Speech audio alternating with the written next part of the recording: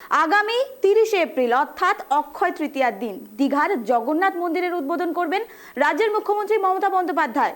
দীঘার জগন্নাথ মন্দিরের উদ্বোধন ঘিরে সাজো সাজো রব পূর্ব মেদিনীপুর জেলা। পর্যটকরা সেখানে ভিড় করতে শুরু করেছেন এবং দীঘাকে এই খুশির মেজাজে কিন্তু দীঘা এই মুহূর্তে চলেছে।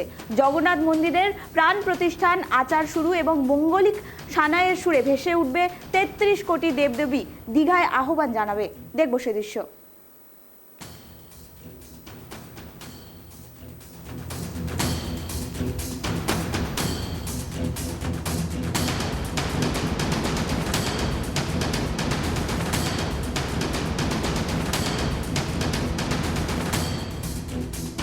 টেলিফোন লাইনে যুক্ত হয়েছে প্রতিনিধি চন্দন বারিক। চন্দন, তোমার থেকে জানতে চাইবো, এতদিন দীঘা তো পর্যটন কেন্দ্র হিসেবে একটি গুরুত্বপূর্ণ ভূমিকা পালন করেছে, এখন একটি ধার্মিক স্থান হিসেবেও কিন্তু দীঘা পরিচয় পাবে। সেক্ষেত্রে দীঘায় কি পরিস্থিতি রয়েছে, এই জগন্নাথ মন্দির উদ্বোধন ঘিরে কিরকম চলছে প্রস্তুতি? দেখো নিবেদিতা, ইতিমধ্যে এই জগন্নাথ মন্দিরের উদ্বোধনকে কেন্দ্র করে পুরো দীঘা শুধু বললে ভুল হবে, দীঘার যে পার্শ্ববর্তী এলাকাগুলো রয়েছে সেগুলোকে কিন্তু সাজিয়ে তোলা হয়েছে। প্রচুর মানুষজন উৎসুক হয়ে রয়েছেন কখন জগন্নাথ মন্দিরের দ্বার খুলে দিবে সাধারণের জন্য, আর তারা এই জগন্নাথ মন্দিরে দর্শন করবেন। এতদিন পর্যটকেরা দীঘা আসতেন শুধুমাত্র সমুদ্র দর্শনের জন্য, এবার কিন্তু বাড়তি তাদের কাছে যোগ হচ্ছে এই জগন্নাথ মন্দির। এতদিন সমুদ্র সৈকতে পুরীর যে জগন্নাথ মন্দির, সেই পুরীর আদতে এখানে দীঘায় গড়ে উঠছে জগন্নাথ মন্দির।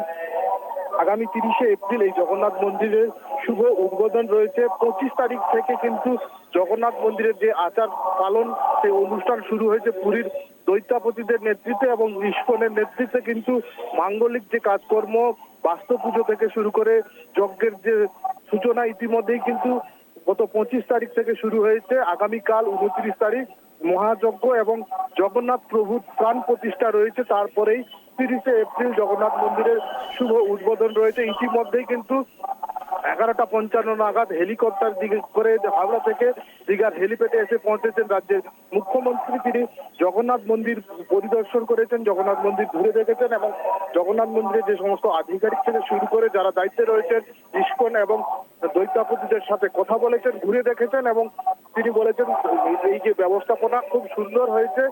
দর্শকদের উদ্দেশ্যে তিনি হাত নাড়িয়ে বলেছেন যে আপনারা ঘুরে দেখবেন, আগামী 30 তারিখ থেকেই জগন্নাথ মন্দির খুলে দেওয়া হবে সাধারণের জন্য। আরেকটি বিষয় জানতে চাইবো, এই যে উদ্বোধন ঘিরে কিরকম ভিড় হয়েছে, কত পর্যটকের ভিড় কতটা বেড়েছে এবং পর্যটকরা কোথা থেকে আসছেন?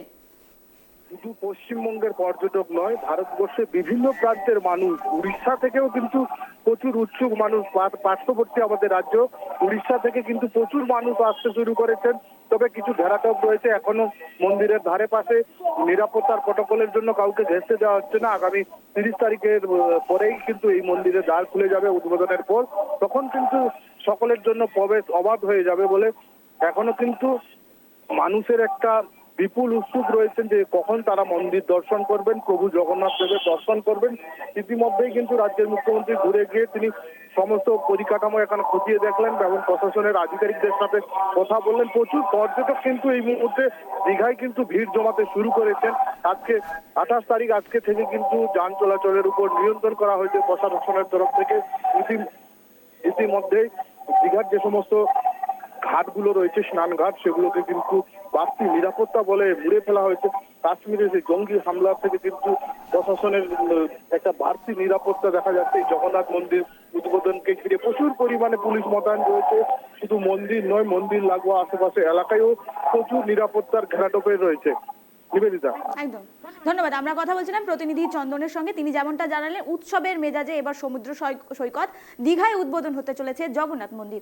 আগামী 30শে এপ্রিল অর্থাৎ অক্ষয় তৃতীয়ার দিন এই মন্দিরের উদ্বোধন করবেন রাজ্যের মুখ্যমন্ত্রী মমতা বন্দ্যোপাধ্যায়।